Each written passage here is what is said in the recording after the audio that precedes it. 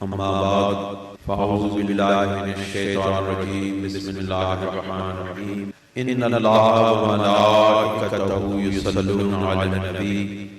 یا ایھا الذین آمنوا صلوا علیہ وسلموا تسلیما الصلاۃ والسلام علیک یا رسول اللہ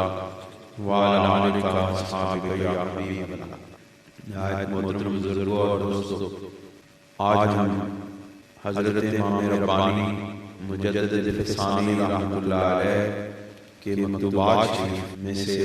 چند نکات آپ کے سامنے عرض کرنے کی کوشش کر رہے ہیں۔ یہ دفتر اول کا مکتوب نمبر 21 ہے، اور اس سے پہلے جتنے 20 مکتوب ہیں وہ آپ نے اپنے مرشد گرامی حضرت خواجہ باقی باللہ علیہ الرحمہ کو ارسال فرمائے۔ اس کا پس منظر یہ ہے کہ جس وقت حضرت باقی باللہ علیہ الرحمہ نے حضرت امام ربانی مجدد الفسانی کو سلوک کی منازل طے کرانے کے بعد آپ کو سرہند شریف واپس بھیجنے کا، واپس جانے کا حکم ارشاد فرمایا، تو آپ نے فرمایا کہ آپ نے واپس جا کر کے مجھے اپنے حالات اور احوال سے آگاہ کرتے رہنا ہے اور مجھے مکتوب ارسال کرتے رہنا ہے۔ تو اس حکم کی تعمیل کے اندر حضرت امام ربانی رضی اللہ تعالیٰ عنہ نے اپنے مرشد کریم رحمۃ اللہ علیہ کو اپنے گاہے بگاہے جو آپ کے ساتھ احوال دوران سلوک پیش آتے تھے، یا اپنے جو متعلقین تھے یا آپ کی خانقاہ کے اندر رہنے والے سالکین طریقہ تھے، ان کے احوال بھی اپنے مرشد کو لکھا کرتے تھے کہ میری بارگاہ میں رہنے والوں، اب جو طالب ہیں ان کے درجات اتنے بلند ہیں اور ان کو ان حالات و واقعات سے گزرنا ہو رہا ہے اور ان کو اس طرح کی صورتحال درپیش ہو رہی ہے۔ یہ آپ حضرات جو سلوک کی کسی نہ کسی طریقے کے ساتھ وابستہ ہیں ان کو معلوم ہے کہ جس وقت سالک اپنے مرشد کے پاس بیٹھتے ہیں، جاتے ہیں، تو ان کو وہ سلوک طے کرواتے ہیں اور اس دوران میں ان کو کچھ بشارات عطا ہوتی ہیں اور ان کو کچھ انوارات و تجلیات دکھائی جاتی ہیں، ملاحظہ کرائی جاتی ہیں۔ تو وہ اپنے مرشد کو ان حالات اور واقعات سے آگاہ کرتے ہیں۔ یہ ان کے اوپر لازم ہوتا ہے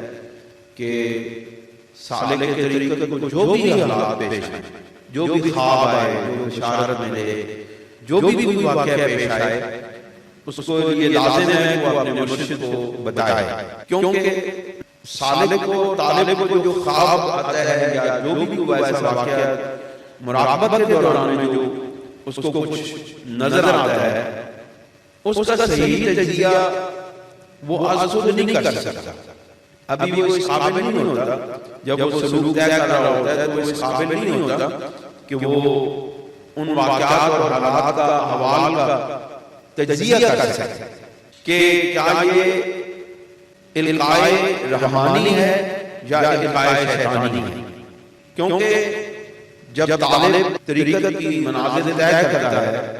تو اس کا جو دشمن حقیقی ہے یعنی شیطان، وہ اس کو اس راستے سے بھٹکانے کے لیے ایسے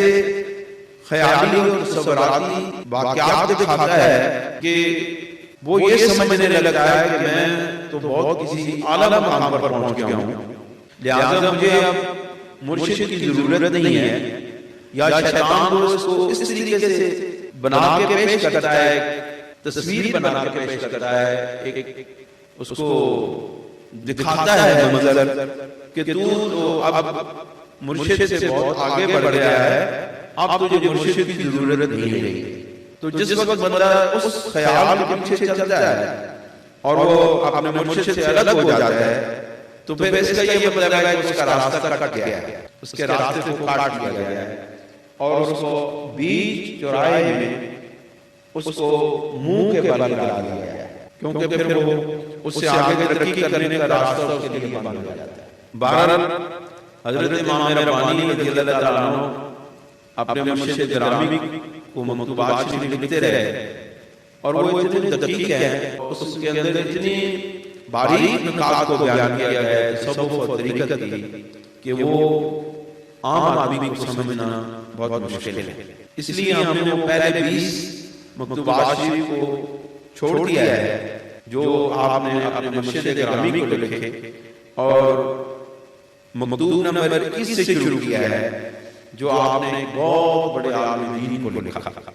اور آپ دیکھیں گے کہ اس مکتوب شریف کے اندر آپ نے بڑے کمال کے تصوف اور روحانیت کے معاملات کو بیان کیا۔ وہ انشاءاللہ ہم وہ بھی بیان کریں گے وہ جو آپ نے اپنے مرشد گرامی کو لکھے ہیں، لیکن اس سے پہلے ہم دوسرے بزرگوں کو اور آپ نے آپ کے مریدین کو اور علماء کو لکھے گئے مکتوبات شریف کو بیان کریں گے تاکہ اس کے اندر جو نکات بیان ہوئے ہیں ان کو سمجھنے کے بعد ہم اس قابل ہو سکتے ہیں کہ تاکہ اپنے مرشد گرامی کی لکھی ہوئی مکتوبات کو سمجھ سکیں۔ تو آپ یہ سمجھیں کہ یہ جو مکتوب نمبر 21 کے بعد ہم جتنے مکتوبات بیان کریں گے ان کا مقصد یہ ہوگا کہ تاکہ ہم تیاری کر سکیں حضرت خواجہ باقی اللہ رحمۃ اللہ علیہ کو لکھے گئے مکتوبات کو سمجھنے کی۔ یہ حضرت قاری صاحب یہ مکتوب حضرت امام ربانی نے الشیخ محمد المکی ولد موسیٰ الحاج القاری اللاہوری کو لکھا۔ لاہور کے بہت بڑے عالم دین تھے، ان کو آپ نے یہ مکتوب شریف لکھا، اور انہوں نے حضرت شیخ محمد مکی نے جو خط لکھا تھا آپ کو، اس میں انہوں نے آپ سے چند سوالات کیے تھے، پھر ان سوالات کا جواب حضرت امام ربانی رضی اللہ تعالیٰ عنہ نے ان کو دیا۔ بڑی کمال کی باتیں آپ نے ارشاد فرمائی۔ آپ فرماتے ہیں کہ مکتوب شریف لطیف کے بنامی بدع ضعیف نحیف نوشتہ بودن رسید، کہ آپ نے جو مکتوب شریف بڑے لطیف نکات پر مشتمل تھا، اس بدع ضعیف و نحیف کو جو تحریر فرمایا وہ مجھے ملا۔ آپ دیکھیں جو جتنا بڑا ہوتا ہے وہ اتنا ہی عاجز ہوتا ہے۔ حضرت امام ربانی ایک عالم دین کو جو خط لکھ رہے ہیں، آپ اس میں جو اپنا آپ کا اظہار کر رہے ہیں اس میں اتنی عاجزی اور انکساری ٹپک رہی ہے، نظر آ رہی ہے کہ بندہ وہ عذر شمارہ قبول فرمائے کہ اس پاک پروردگار نے آپ کی معذرت کو قبول فرما لیا ہے،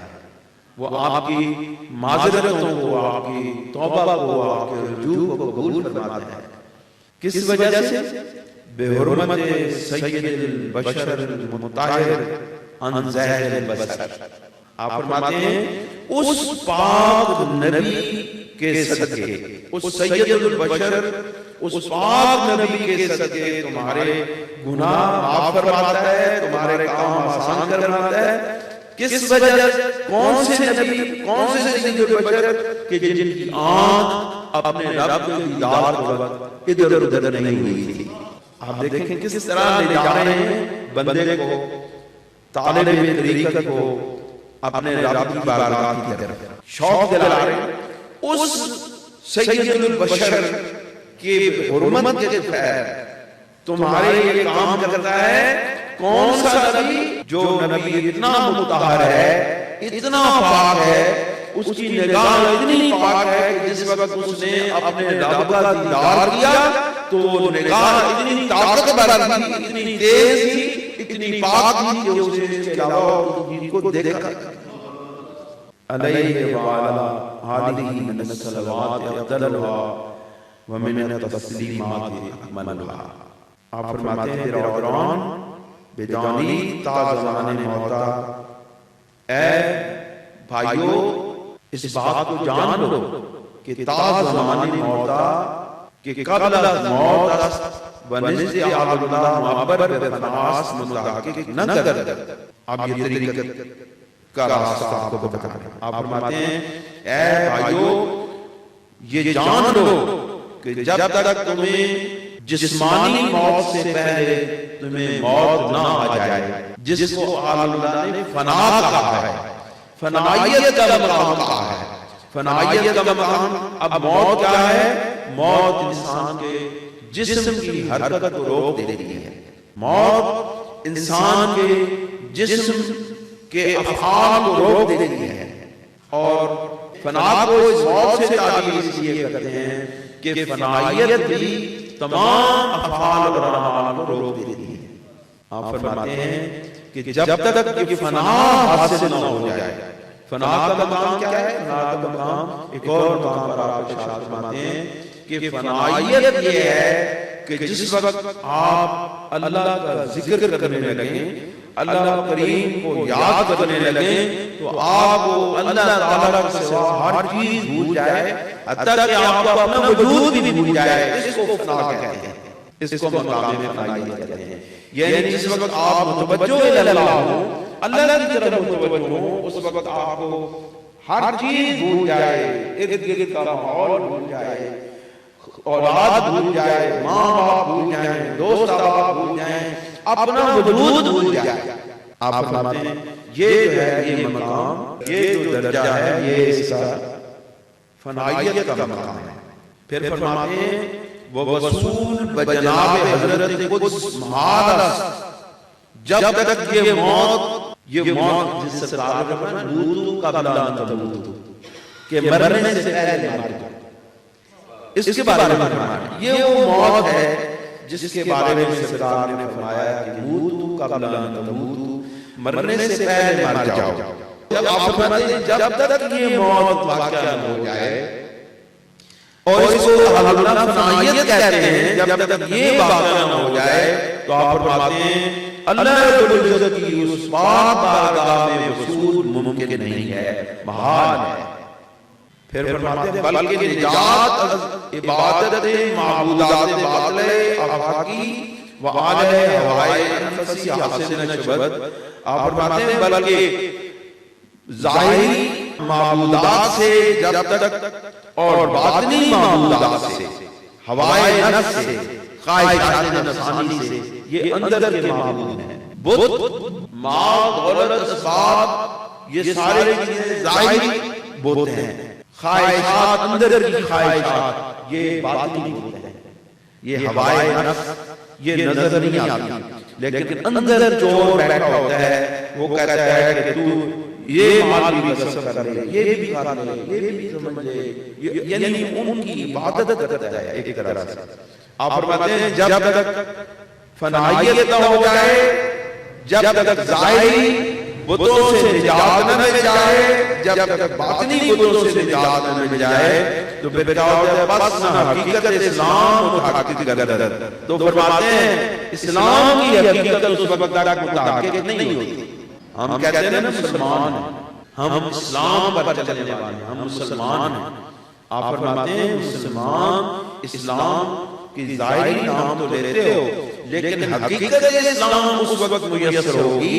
جب آپ ظاہری بتوں سے بھی نجات پا جاؤ گے، باطنی بتوں سے بھی نجات پا جاؤ گے، اور اس مقام پر پہنچ جاؤ گے کہ تم موتو قبل ان تموتو کی مظہر بن جاؤ۔ تو پھر اس مقام پر پہنچنے کے بعد تمہیں اسلام کی حقیقت معلوم ہوگی۔ پھر فرماتے ہیں وَنَا کمال ایمان میسر، اور نہ اس کے بغیر ایمان کا کمال میسر ہوتا ہے۔ پس دخول در زمرہ عباد و وصول بدرجہ اور آج چگونه خواہد شد۔ آپ فرماتے ہیں جب اسلام بھی متحقق نہیں ہوتا، جب ایمان بھی میسر نہیں ہوتا، تو پھر عباد کے درجے پر،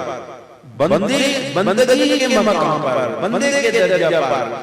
اور اوتاد کے درجے پر اس طرح پہنچ سکتا ہے بندہ۔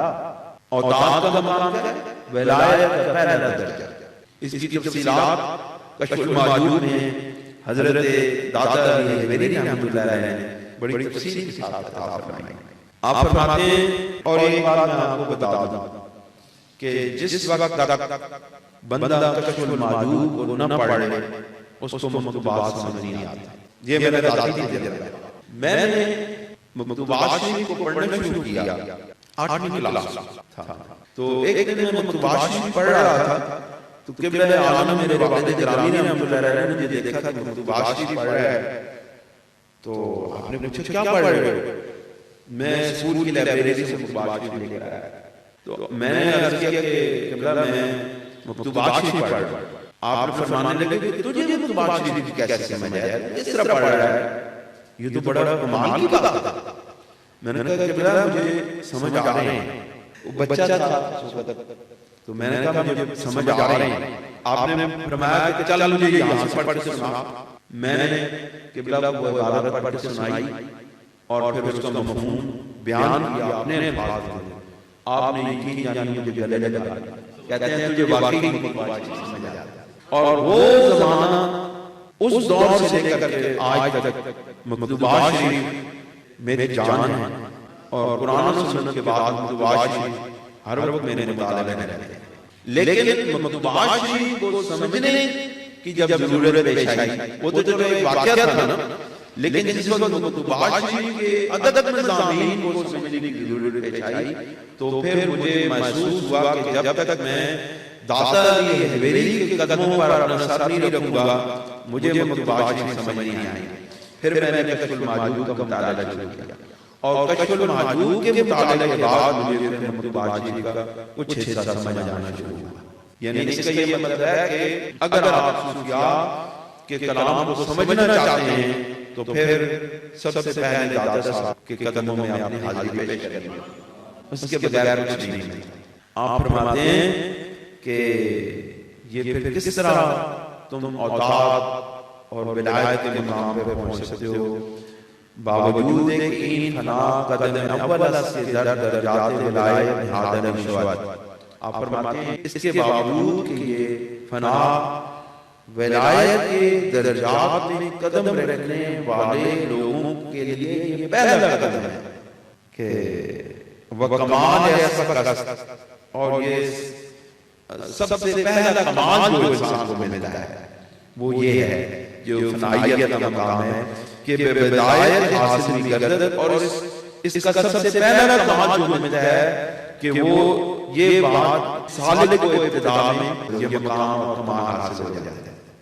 آپ فرماتے ہیں کہ بنا علی ذالک سزاوار است،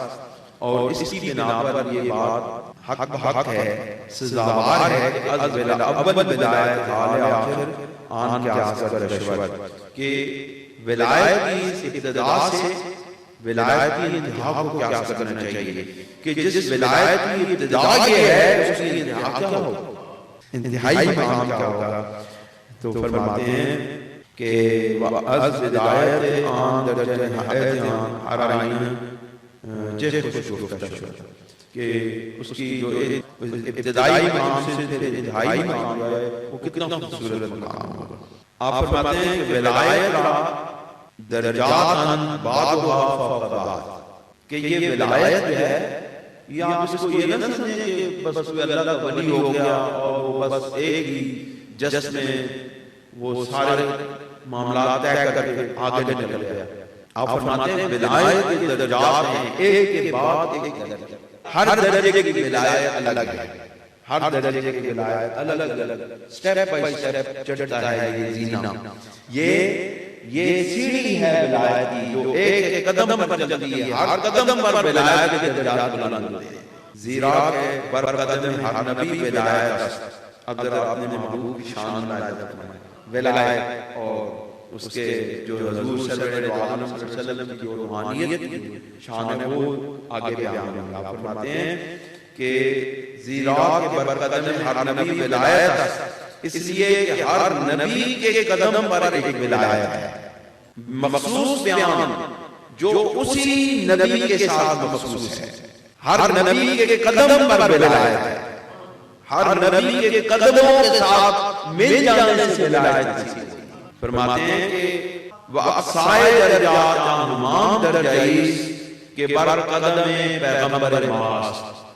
اور سب سے بلند درجہ ان انبیاء میں سے سب سے بلند درجے کی جو ولایت ہے وہ ہمارے پیغمبر صلی اللہ علیہ وسلم کی ولایت ہے۔ وَعَلَىٰ عَلَيْهِ وَعَلَىٰ جَمِيعِ إِخْوَانِهِ مِنَ الصَّلَوَاتِ أَتَمُّهَا وَمِنَ التَّحِيَّاتِ أَيْمَنُهَا۔ زیرا اب اس وجہ بیان کرتے ہیں کہ ہمارے پیغمبر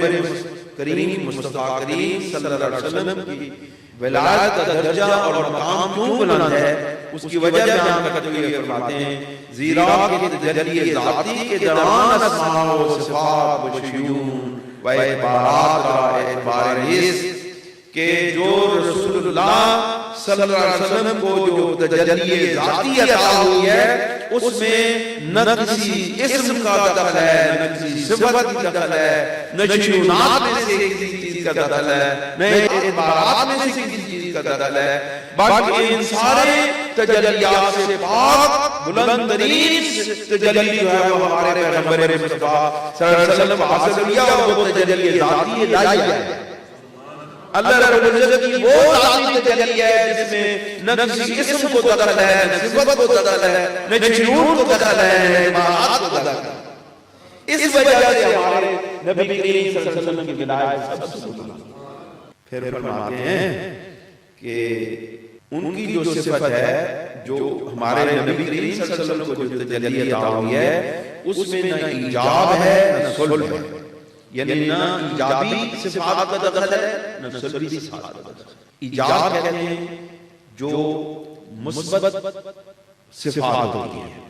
اور سلبی صفات ہوتی ہیں جو منفی صفات جن کا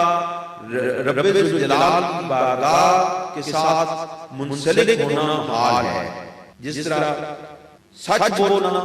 یہ ایجابی صفت ہے، یہ مثبت صفت ہے، اور جھوٹ بولنا یہ منفی صفت ہے۔ اب سچ بولنا، سچائی یہ اللہ رب العزت کی صفات میں سے، جبکہ جھوٹ کا اللہ رب العزت کی ذات کے ساتھ منسوب ہونا محال ہے۔ اور اسی پر حضرت مولانا احمد رضا خان بریلوی رحمۃ اللہ علیہ نے ایک کتاب لکھی ہے کہ جس کے اندر انہوں نے ثابت کیا ہے کہ اللہ رب العزت کے ساتھ جھوٹ کو منسوب کرنا محال ہے، اور اللہ رب العزت کے اوپر اگر کوئی شخص کہے کہ وہ جھوٹ بولتا ہے تو یہ نعوذ باللہ محال ہے۔ جبکہ المعنت علی المفند میں جو بندی علماء نے اس بات کو ثابت کیا ہے کہ اللہ رب العزت کو جھوٹ بولنے کی قدرت حاصل ہے، نعوذ باللہ۔ اب یہ ایجابی اور سلبی صفات کا فرق میں نے آپ کے سامنے رکھا کہ اب دیکھو وہ لوگ کہتے ہیں کہ اللہ رب العزت جھوٹ بولنے پر قادر ہے، ہم کہتے ہیں کہ اللہ رب العزت کے ساتھ اس طرح کی صفات جو منفی صفات ہیں، جو عیب ہے، وہ اللہ رب العزت کے ساتھ منسوب کرنا گناہ ہے، محال ہے۔ فرق ہے کہ پھر صحیح عقیدہ لوگ پھر کیوں کامیاب ہو اس دنیا کے اندر اور آخرت کے اندر؟ عقیدہ اہل سنت والجماعت برحق ہے، اور اس کے اندر ذرا سی بھی کوئی خرابی موجود نہیں۔ پھر فرماتے ہیں کہ مخصوص یہ ساری باتیں مخصوص بولایت آن سرور کائنات علیہ الصلوۃ والتسلیمات والتحیہ، کہ یہ ساری باتیں مخصوص ہیں، خاصہ ہیں ولایت مصطفیٰ کریم صلی اللہ علیہ وسلم۔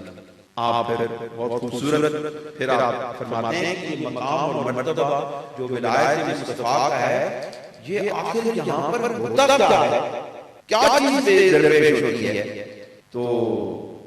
اب یہاں پر حضرت امام ربانی رضی اللہ تعالیٰ عنہ سالک کو جو حال ملتا ہے اس کا بیان فرماتے ہیں کہ سالک کو جس وقت ولایت مصطفیٰ سے حصہ مل جاتا ہے پھر اس کا حال کیا ہوتا ہے، اس کا بیان فرماتے ہیں۔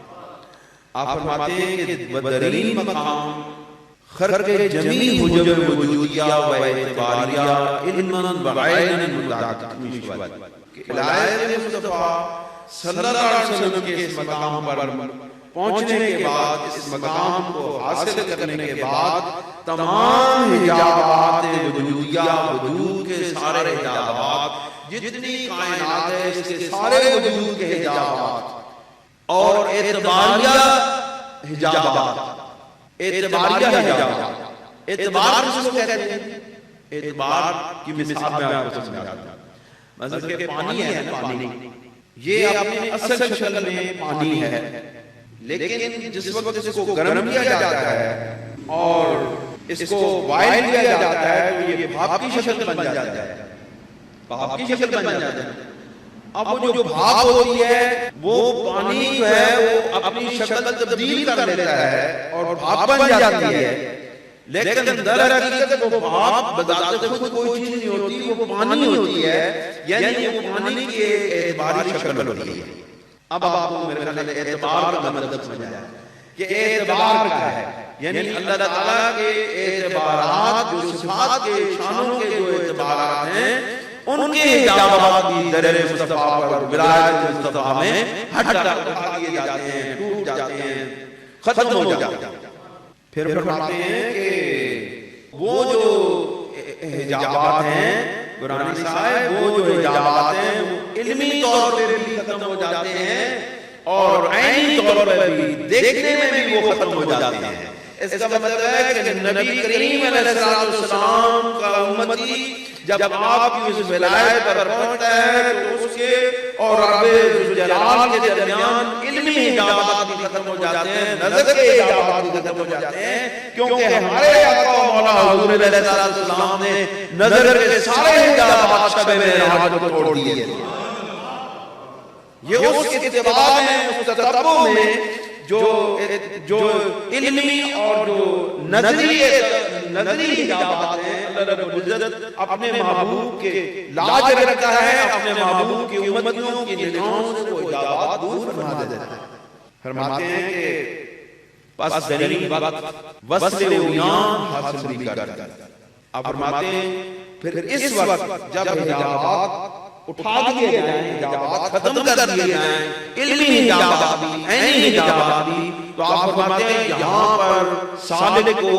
اپنے رب ذوالجلال کے ساتھ عریان وصل نصیب ہوتا ہے. وہ جو اس کا وصال ہے وہ بالکل کھل کے سامنے آتا ہے، کسی حجاب اور پردے کے بغیر مل جاتا ہے اس کے ساتھ. آپ دیکھو رسول اللہ صلی اللہ علیہ وسلم کی یہ شان اور عظمت آپ دیکھیں کہ آپ کی ولایت کے صدقے آپ کی امتیوں کو بھی عریان وصال مل رہا ہے. تو پھر کون کہہ سکتا ہے کہ حضور علیہ السلام نے معراج کی شب اپنے رب جلال کو اپنی آنکھوں سے نہیں دیکھا، جبکہ آپ کے غلاموں کو یہ مقام اور مرتبہ حاصل ہو رہا ہے. پھر فرماتے ہیں کہ وجد حقیقی متحقق نشوت، اور اس کو ایک حقیقی وجد حاصل ہوتا ہے. اس بندے کو وجد کیا؟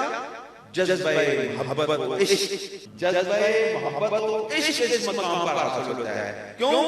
کہ وہ دیکھ جو لیتا ہے اپنے محبوب حقیقی کو، جب دیکھ لیتا ہے تو اس کے اندر ایک جذب اور ایک کیف اور ایک مستی پیدا ہو جاتی ہے، جذبہ عشق محبت پیدا ہو جاتی ہے. آپ فرماتے ہیں یہ جو جذبہ محبت ہوتا ہے یہ نہ ظنی و تخمینی، یہ ظن و تخمین وغیرہ جذبہ محبت و عشق نہیں ہوتا، یہ حقیقی جذبہ عشق و محبت ہوتا ہے. وعظیم مقام عزیز الوجود نصیب کامل وعز وافر حاصل است. آپ فرماتے ہیں کہ یہ مقام، یہ جو عظیم مقام ہے یہ بڑے کم لوگوں کو حاصل ہوتا ہے. بڑا نادر الوجود لوگ ہیں جن کو یہ مقام اور مرتبہ وصل عریانی کا مقام اور مرتبہ حاصل ہوتا ہے. تو پھر فرماتے ہیں کس کو حاصل ہوتا ہے؟ حضرت وافر حاصل است مرکمن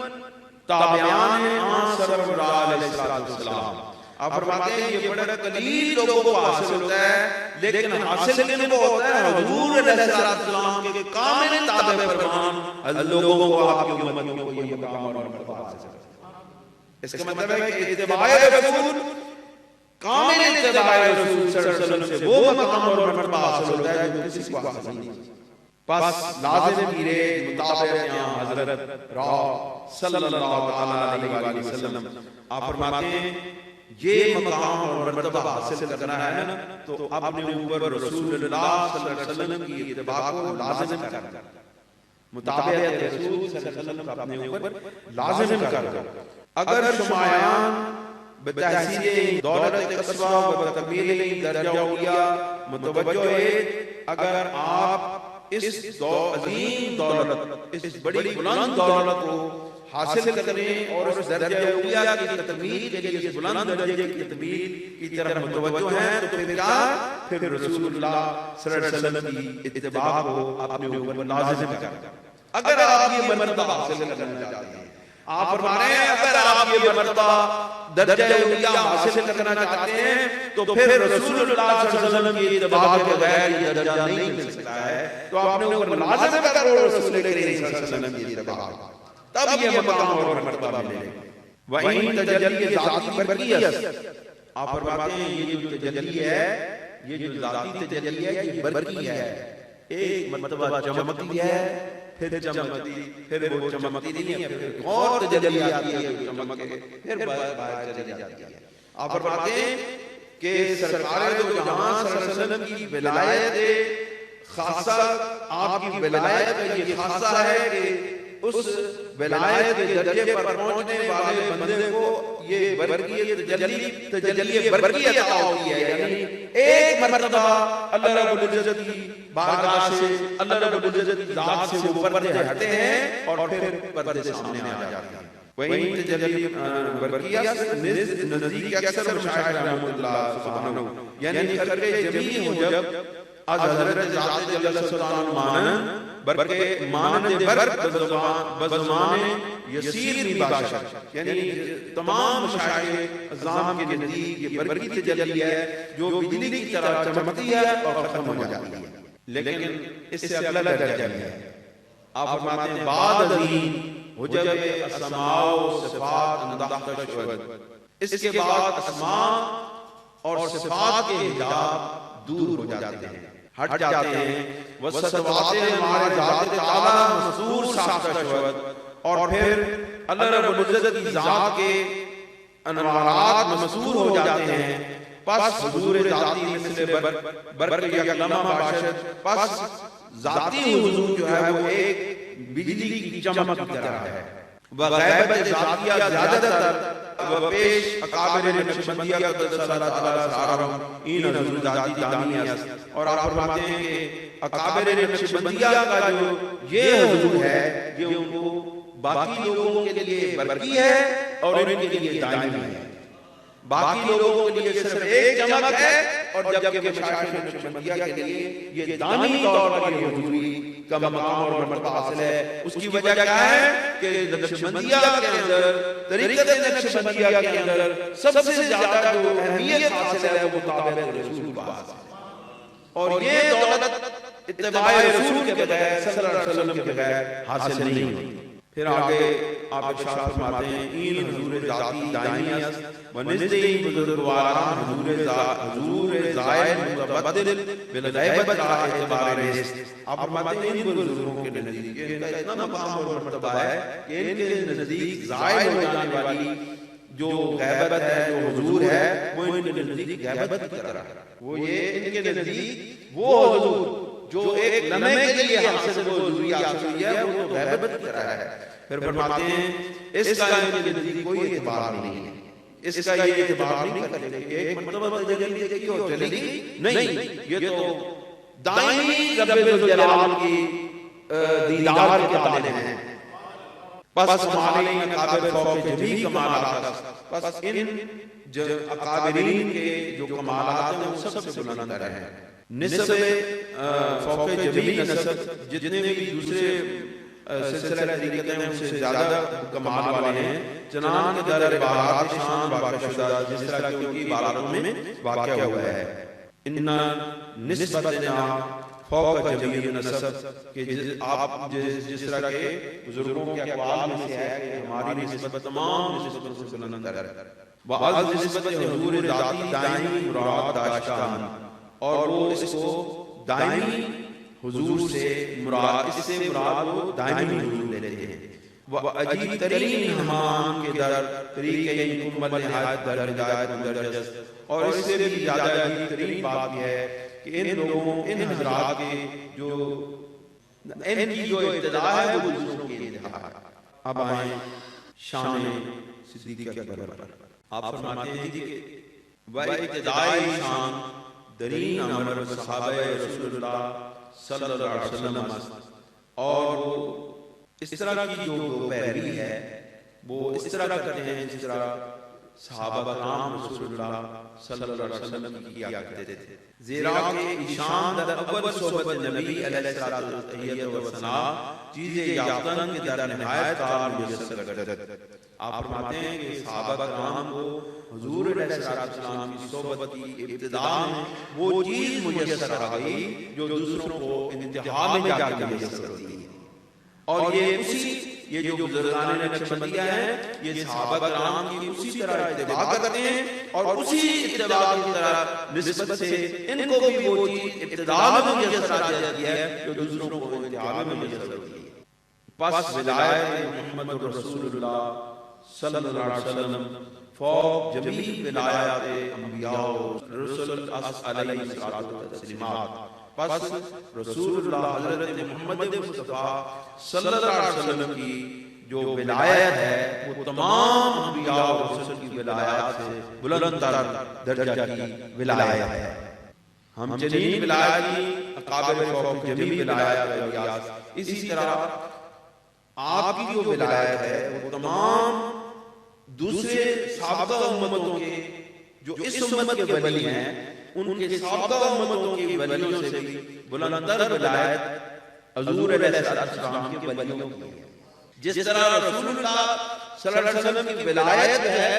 وہ باقی سابقہ جتنے انبیاء و رسول ہیں ان سے بلند ہے، اس طرح رسول اللہ صلی اللہ علیہ وسلم کی امت کے اندر جتنے ولی ہیں ان کی ولایت جو ہے وہ سابقہ ولیوں سے سب سے بلند ہے۔ یعنی یہ شان جو ملی ہے یہ رسول اللہ صلی اللہ علیہ وسلم کے قدموں پر ہے۔ آپ فرماتے ہیں کہ چگونه فوق نباشد، یہ کس طرح بلند نہ ہو،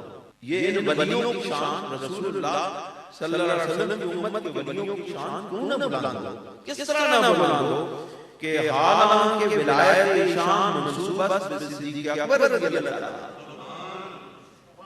کہ ان کی ولایت یہ شان ہے، یہ حال ہے کہ ان کی ولایت جو نبی کریم علیہ السلام کی امتیوں کی جو ولایت ہے وہ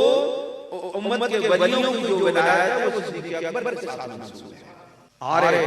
بعض افراد امت مشایخ حضور یہ نسبت متعلق شدہ لیکن یہ حضور بیت باسط از ولایت صدیق اکبر رضی اللہ عنہ۔ آپ فرماتے ہیں اگرچہ بعض دوسرے حضرات نے بھی اکمل مشایخ میں سے ان کو بھی یہ نعمت ملی ہے، یعنی دوسرے سلاسل کے کامل ولیوں کو بھی یہ نسبت حاصل ہوئی ہے، لیکن یہ حضور بیت باسط از ولایت صدیق اکبر، لیکن ان سلاسل کے جن ولیوں کو بھی یہ جو نسبت ملی ہے دائمی حضوری کی نسبت جو ملی ہے، یہ دائمی حضوری کیوں ملی ہے کہ وہ رسول اللہ کی دائمی حضوری میں رہنے والے ہیں۔ ان کو بھی جس کو بھی یہ دوسرے سلاسل کے اندر بھی جس کو یہ دائمی حضوری کی دولت ملی ہے وہ صدیق اکبر کی نسبت کے ساتھ ملی ہے۔ چنانچہ شیخ ابو سعید الدوامی حدیث خبر دادا وجبہ حضرت صدیق اکبر رضی اللہ عنہ شیخ ابو سعید مذکور رسیدہ کہ آپ فرماتے ہیں کہ اس نسبت کو حضرت شیخ ابو سعید فراز رحمۃ اللہ علیہ نے اس کا جو بیان کیا ہے، اس کی خبر جو دی ہے وہ یہ ہے کہ ان کو حضرت سیدنا صدیق اکبر رضی اللہ عنہ کا جبہ عطا ہوا تھا، یعنی اس جبہ کی نسبت جو جبے کی برکت سے جو ان کو ولایت ملی تھی اس کی خبر دیا انہوں نے، اس کے ذکر فرمایا آپ نے کہ مجھے سیدنا صدیق اکبر رضی اللہ عنہ کا جبہ ملا، اس جبے کی نسبت سے جو مجھے ولایت اور قرب الہی نصیب ہوا وہ اس کی شان انہوں نے پھر بیان فرمائی۔ آپ فرماتے ہیں کہ چنانچہ صاحب نفحات آورداز، چنانچہ اس کو صاحب نفحات عبد الرحمن جامی رحمۃ اللہ علیہ نے اپنی کتاب نفحات الانس میں بیان فرمایا ہے۔ تو یہ نہیں واقعہ جو شیخ سعید رحمۃ اللہ علیہ کو تعاوت وہ جبہ تعاوت، آپ فرماتے ہیں کہ ہم اس بات کی شرح اور زیادہ کرتے لیکن جو وقت ہے وہ اس بات کی اجازت نہیں دیتا، تو ہم اس حضرت مولانا نور رحمۃ اللہ علیہ کی اس مثنوی شریف کے اشعار پر ختم کرتے ہیں کہ شرح وہ ہے فصل۔ آپ فرماتے ہیں اس کی شرح جو ہے بہت زیادہ مشکل بات ہے، برشما بعد اسلام ولیز او تابع اداس کہ تمہارے اوپر سلام ہو اور تمہیں اللہ کے محبوب کی ہدایت نصیب ہو۔ اللہ تعالیٰ ہمیں حضور علیہ السلام کے سچے عشق محبت اور آپ کی ولایت کی برکات نصیب فرمائے اور آپ کی کامل اتباع کی دولت نصیب فرمائے۔ وآخر دعوانا الحمد للہ رب العالمین۔ جزاک اللہ خیر۔